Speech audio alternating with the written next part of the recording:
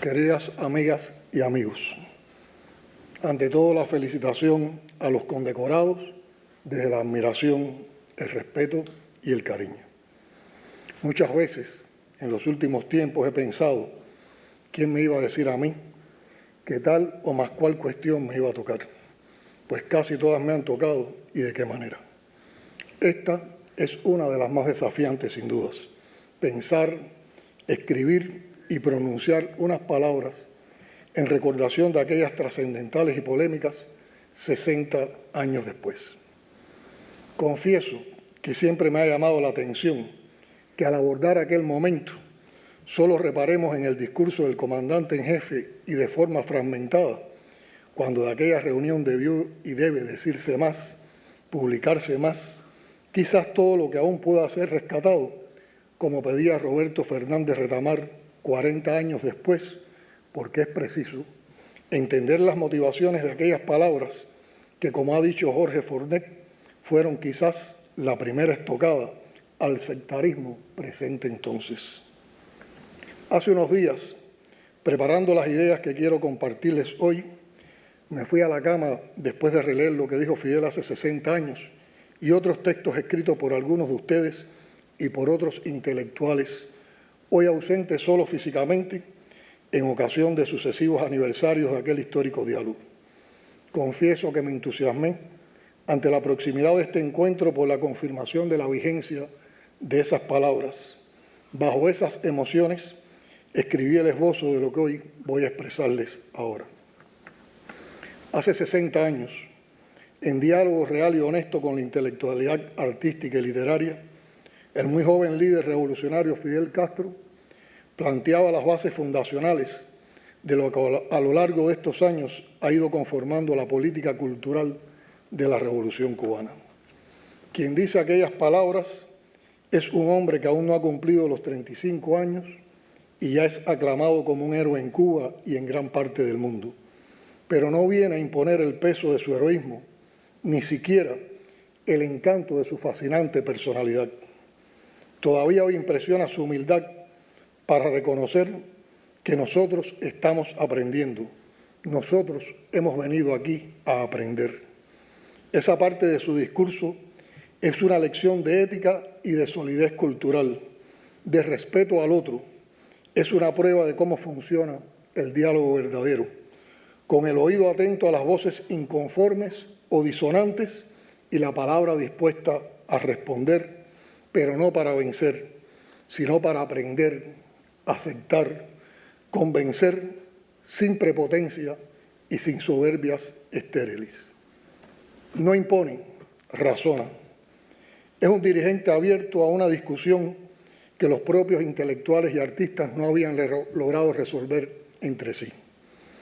Como nos recuerda en el catálogo de la exposición Omar Baliño, Fidel no elude la cita a pesar de la complejidad de la esfera artístico-literaria, donde grupos y liderazgos luchaban entre ellos por zonas de poder y entre la cual revoloteaba el fantasma de la concepción estalinista de la cultura.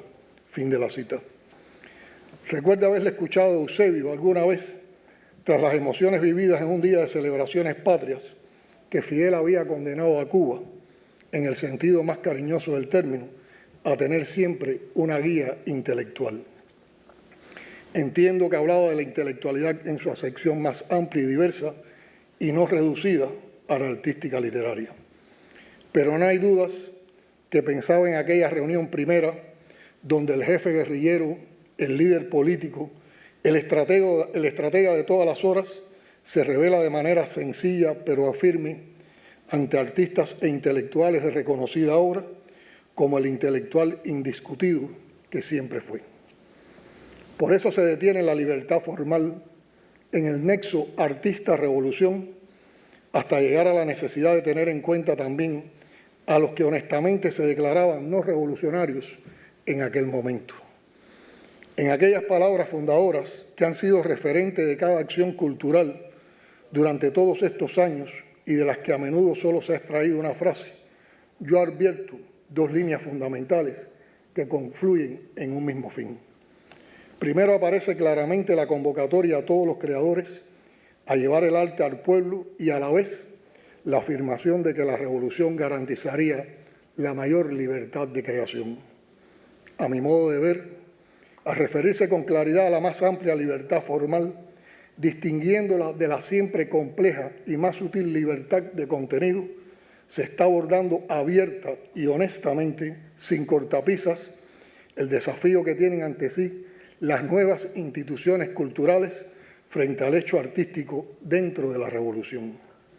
Dentro de la revolución, esa formulación que suelen sacar de contexto y presentar como expresión excluyente a los que leen malintencionadamente las palabras, es central e insustituible. Dentro de la revolución todo significa que lo único que no está en discusión es la revolución. No es ella un hecho en disputa, es el hecho mismo, la razón de ser de aquel encuentro.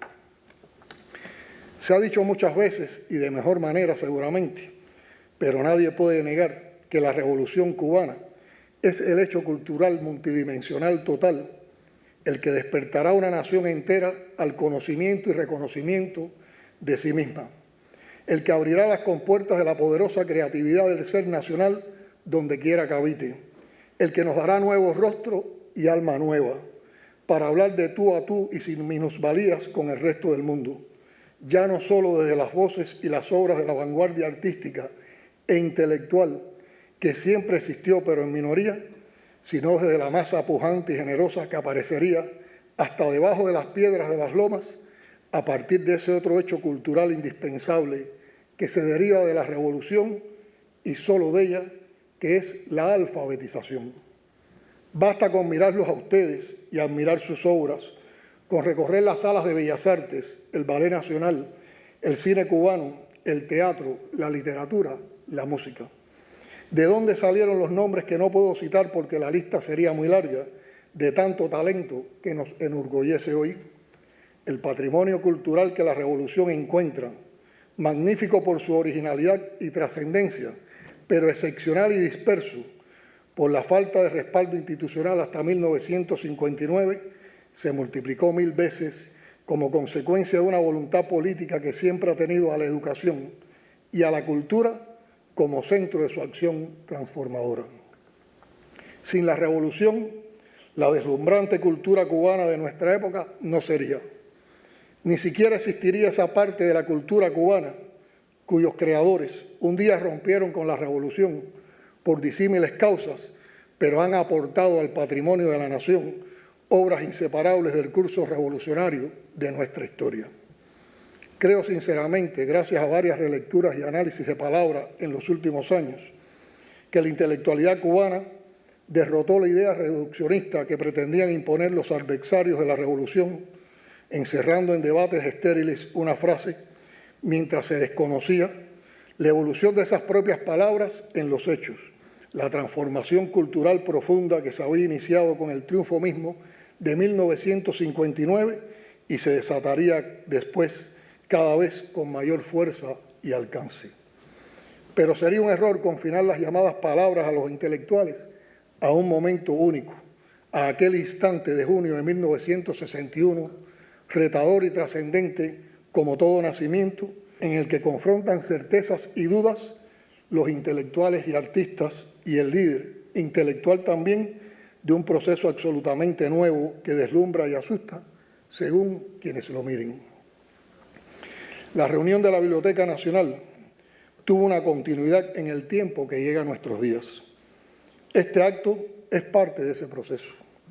Los diálogos sucesivos entre Fidel y una buena parte del gobierno con la intelectualidad artística del país no se interrumpieron ni en los momentos más inciertos tras el derrumbe del socialismo en Europa del Este y la Unión Soviética. Más bien se afianzaron, dejando para el resumen de los acontecimientos otra frase que se hizo principio: la cultura es lo primero que hay que salvar. Una y otra vez, muchas a lo largo de estos 60 años, volvieron a encontrarse ambas partes para dialogar sobre temas medulares de la política cultural y más, sin limitaciones, sin censura, sin prejuicios. Y se confirmó lo que decía Retamar en el 55 aniversario, que el concepto incluía la crítica de la revolución, dentro de la revolución. Más de una fractura se evitó con esos diálogos y más de una se produjo cuando se subestimó su importancia. Si se siguen las huellas de esos sucesivos diálogos, se verá el impacto que dejaron en la sociedad cubana y no solo en sus ámbitos culturales. El nacimiento del UNIAC en agosto de ese mismo año, que al decir de la doctora Graciela Pogolotti, habría de ser un espacio de convergencia para la diversidad de credos estéticos, es quizás el hecho cultural inmediato más sobresaliente. Pero no es posible encontrar en las siguientes décadas del devenir de la Revolución cubana transformaciones sustanciales, giros y correcciones políticas en las que no haya participado activamente la intelectualidad artística con propuestas osadas, alertas y señalamientos adelantados. Fidel, desde el partido y el gobierno, mantuvo viva y actuante la interacción con los creadores, garantizando su participación, que equivale a decir su compromiso con la vida del país en todos sus ámbitos. Nada ha escapado a la contribución de la vanguardia, desde la calidad de la enseñanza, el funcionamiento de las instituciones culturales o la economía de la cultura, el peso de la burocracia, la tecnocracia y la mediocridad, hasta los vacíos y los olvidos que podrían poner en riesgo el destino de la nación cubana, como la reemergencia de fenómenos tan nocivos como la prostitución, la corrupción o el racismo, que ingenuamente creíamos superados con las leyes revolucionarias. Siento que hoy nos debemos una relectura responsable y comprometida de los debates que desde 1961 caracterizaron la relación del gobierno con sus intelectuales y artistas, preguntándonos cuántos de los problemas señalados a lo largo de estos años se han resuelto o permanecen entorpeciendo la salud del proceso social en curso. Todos estamos de acuerdo en que el mundo vive un cambio de época dramático, bajo la guía de entes tan despiadados y enajenantes como el mercado neoliberal, a cuyos ciegos rumbos se subordina lo mismo el progreso tecnológico que la inteligencia humana. ¿Hasta qué punto somos conscientes del impacto de esos cambios en una sociedad singular como la cubana, empeñada en conquistar, junto con la mayor cuota de justicia posible, la emancipación definitiva de sus ciudadanos? ¿Cuál sería el papel del arte y de los artistas para seguir siendo revolucionarios en un contexto universal que parece moverse siempre en sentido contrario? ¿Qué hace? ¿Qué busca? ¿Qué crea? ¿Qué deja como legado un artista revolucionario en la veloz era digital y las procelosas, turbias, confusas tendencias que imponen, con sus algoritmos engañosos, las neurotizantes redes que mi amigo Frei Beto se niega a llamar sociales, por todo cuanto atentan contra cualquier tipo de armonía social? A esas preocupaciones de carácter más universal habría que sumar las interrogantes internas, y entre todas la fundamental: ¿cómo sostenemos la cultura y su vasto esquema de instituciones, estructuras, producciones en las condiciones actuales? ¿Cómo perfeccionamos las vías y métodos para que pueda apreciarse el arte desde las escuelas y las familias? ¿Qué entendemos hoy por unidad, continuidad, sostenibilidad, prosperidad? ¿Qué por libertad, soberanía, antiimperialismo, anticolonialismo, emancipación? ¿Cuánto puede aportar la intelectualidad artística y literaria al propósito impostergable de dar contenido y belleza, sustancia y atractivo a todos esos conceptos libres del lastre panfletario? ¿De qué modos nuevos contamos lo cotidiano, el sacrificio, la resistencia, la creatividad? ¿Cómo enfrentamos la guerra cultural de símbolos y esencias que precede, como los bombardeos de ablandamiento, a las invasiones reales? Hoy estamos, como hace 60 años, hablando de arte y de cultura, de creadores y artistas, de obras y de públicos, mientras el mundo arde afuera. Qué seguridad, qué confianza, qué coincidencias nos juntan para conmemorar palabras que algunos, alguna vez y todavía, quisieron malinterpretar como la negación de la libertad que en realidad habría. En medio de una pandemia cuyas consecuencias multidimensionales, psicológicas y económicas aún no alcanzamos a medir, El Gobierno ha cuidado particularmente a la cultura, a los artistas e intelectuales, destinando fondos y recursos al sostenimiento de quienes a su vez alimentan la espiritualidad que nos salva de una cuota importante de angustias. Para que se tenga una idea y no se asusten, que no los voy a atormentar con números, el presupuesto del Estado, sin afectar los recursos asignados a la cultura, ha destinado 620 millones de pesos para el financiamiento a artistas no subvencionados, beneficiando con ello a 10.457 músicos y artistas escénicos y a 3.222 personas que ejercen como personal de apoyo de la producción artística y en la asistencia técnica. Estamos hablando de sostener la economía del sistema empresarial de la cultura, que es el que aporta a la economía nacional en condiciones normales. No se esperó la demanda de los artistas, se pensó en todos y en sus necesidades fundamentales en un contexto plagado de incertidumbres y malas noticias económicas globales que mantienen en suspenso los magros ingresos de una nación pobre y bloqueada.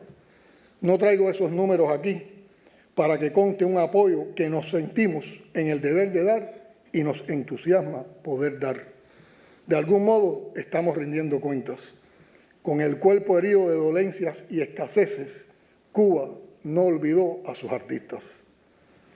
Eso no tiene otro nombre que continuidad. Aquel diálogo de 1961 está vivo, aunque en más de un momento en estos años lo hayamos descuidado, pospuesto, malentendido y puede que hasta maltratado. Como dirigentes del Partido Único de la Nación Cubana y de un gobierno que debe enfrentar cotidianamente un cerco económico y financiero brutal, en tiempos inciertos en los que ni los que más recursos poseen se sienten seguros, hemos apostado a la resistencia creativa. Luchamos todos los días contra el inmovilismo, la parálisis y los posibles retrocesos. Hemos apostado a la innovación, a la ciencia, al talento y a la disposición del pueblo para enfrentar los múltiples desafíos que entraña avanzar rompiendo monte en cueros como los cimarrones, como los mambises, como los rebeldes. Leo todos los días algún post o análisis pidiéndonos liberar las fuerzas productivas. ¿En serio creen que nos interesa atarlas, contenerlas o frenarlas? ¿Cuál es la fórmula mágica por la que creen que podemos, con un decreto presidencial, hacer que todo funcione y broten bienes y productos del cuerno de la abundancia? Los invito a que mediten. Creo que es hora de actualizar y de refundar en el espíritu liberador de aquellas palabras a los intelectuales que Fidel pronunció para entonces y vuelven para provocar nuestros análisis 60 años después. Hay muchos testimonios de hechos de nuestra historia cultural que da placer revisitar para aprender del pasado, para que las experiencias negativas no se repitan y tampoco se eternicen en la memoria con efecto paralizador, para que las positivas se sistematicen, para que los miedos infundados no se tornen creíbles, para que los oportunistas y mediocres no tengan jamás poder sobre la creación, para que los mercenarios no desprestigien nuestro abanico cultural, para que la crítica se haga desde lo artístico y lo profesional y no desde las apreciaciones externas, que suelen ser estériles y producir reacciones contrarias, para que la revolución que se hizo por la justicia y la libertad no dé pie a confusiones que las nieguen. En cuanto a los jóvenes, verdaderamente motivados por la creación artística, tengo claro que, como todos los jóvenes de todas las épocas, son rebeldes o no son jóvenes. Entonces, la responsabilidad de su formación para discernir e identificar la causa justa es nuestra, con respeto y sin condicionamientos, como ha sido la política cultural de la revolución. Cuando las personas de formaciones diversas, cuando los artistas se unen y trabajan para la comunidad, están trabajando por el país y por el futuro. Están transformando el ocio estéril, la apatía, la desmotivación en participación, en esperanza, en valores. Están haciendo la revolución más útil, la que provee de herramientas espirituales al ser humano para que sea cada vez mejor. A ustedes no tengo que decirles lo que saben, pero nunca sobra reiterar, para que nadie crea que lo subestimamos, el enemigo histórico de la nación cubana cambia de trajes, pero no de propósitos. Sigue siendo el mismo, a pesar de los afeites y maquillajes de la nueva época. Su apuesta se afinca en el lógico agotamiento que significan 62 años de resistencia. Y como no ha logrado jamás horadar el muro infranqueable de la sólida cultura e identidad nacional, opta por la vulgaridad y la banalidad que el mercado de la pseudocultura pretende imponer desde esos espacios que dejamos vacíos, confiados en que la masificación de la educación y la cultura iban a resolver espontáneamente un acumulado histórico de desigualdades de siglos que no se curan ni en 6 décadas de revolución. Somos responsables también de nuestros índices de marginalidad. Por eso no puede cejar la querella abierta por Fidel contra la incultura desde aquellas palabras. Instrucción no es sinónimo de cultura, ni siquiera lo es de civismo y cortesía. Desde las carencias ya habituales hay que seguir apostando a la decencia y a la riqueza que aporta al ser humano la cultura artística sin cansarnos. No somos ingenuos. Está demasiado claro que nuestros adversarios tratan por todas las vías de provocar un estallido social y han escogido para inducir provocaciones un momento especialmente difícil para el país por los daños acumulados debido al reforzamiento criminal del bloqueo y el desgaste generado por el largo e intenso periodo de pandemia asociado a los brotes y rebrotes de la COVID-19. Y aquí me permito darles otros números, con perdón de los que lo detestan. Para empujar un país, parafraseando a Barnett, hay que leer muchos números y hacer arte con ellos, el arte de hacerlos rendir más allá de las posibilidades reales. Entonces, perdónenme los números que no puedo dejar de darles hoy. Como resultado del bloqueo y la pandemia, hemos visto reducido a niveles mínimos los ingresos en divisas. En el año 2020 se ingresaron 2.413 millones de dólares menos que en 2019 y en el primer semestre de 2021 481 millones de dólares menos que en el primer semestre de 2020.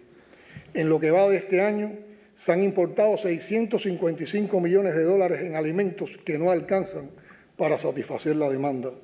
La COVID-19 ha obligado a utilizar para su enfrentamiento más de 300 millones de dólares que pudieron haberse destinado a la producción e importación de otros medicamentos.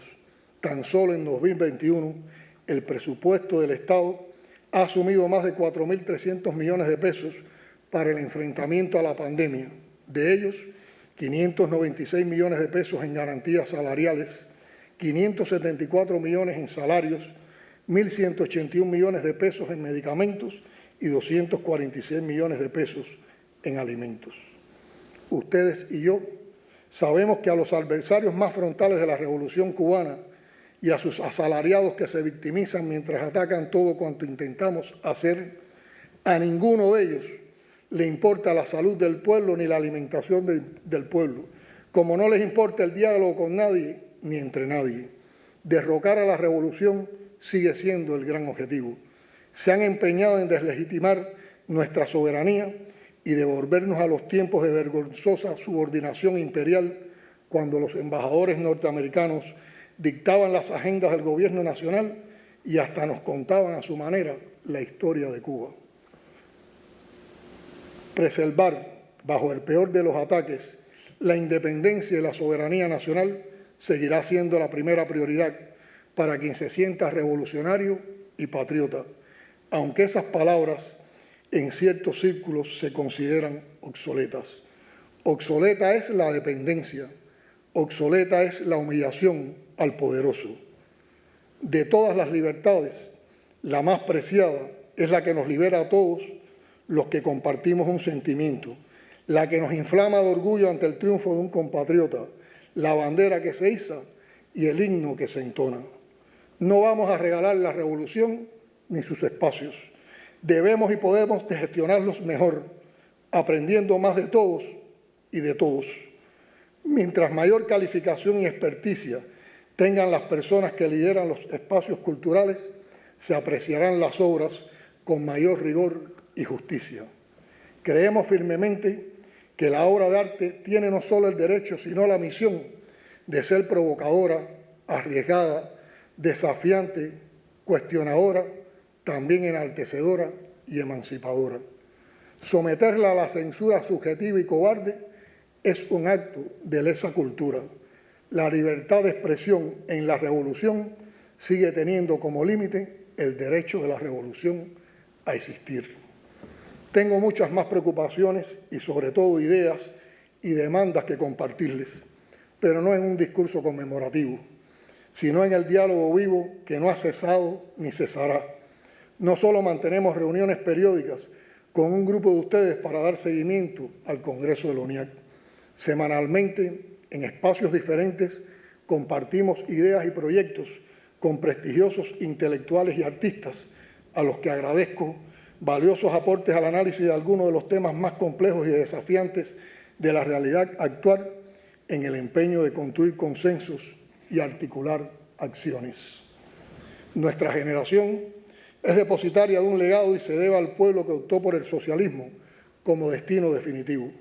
Apenas unos días antes de aquellas históricas jornadas de debate cultural que concluyeron con las palabras a los intelectuales. Me honra ratificarles hoy que dentro de la revolución sigue existiendo espacio para todo y para todos, excepto para quienes pretenden destruir el proyecto colectivo. Así como Martí excluyó de la Cuba con todos y para el bien de todos a los anexionistas, y en sus palabras en 1961, Fidel separó a los incorregiblemente contrarrevolucionarios, en la Cuba de 2021 no hay cabida para los anexionistas de siempre ni para los mercenarios del momento. Queridas amigas y amigos, hoy he hecho muchas preguntas y estoy seguro de que ustedes tienen muchas más que devolverme. Juntos nos toca dar respuesta a todas para seguir sosteniendo en el tiempo las palabras que nos guían. Concluyo al estilo de poetas que respeto y aprecio mucho. No lo van a impedir ni ausentes millonarios ni arribistas, ni aspirantes al hacha del verdugo. El futuro no comienza con un hachazo. Los convido a creerme cuando digo futuro. ¡Viva la cultura cubana! ¡Viva! ¡Viva Cuba libre! ¡Viva! Y reitero con convicción eterna, patria o muerte, venceremos.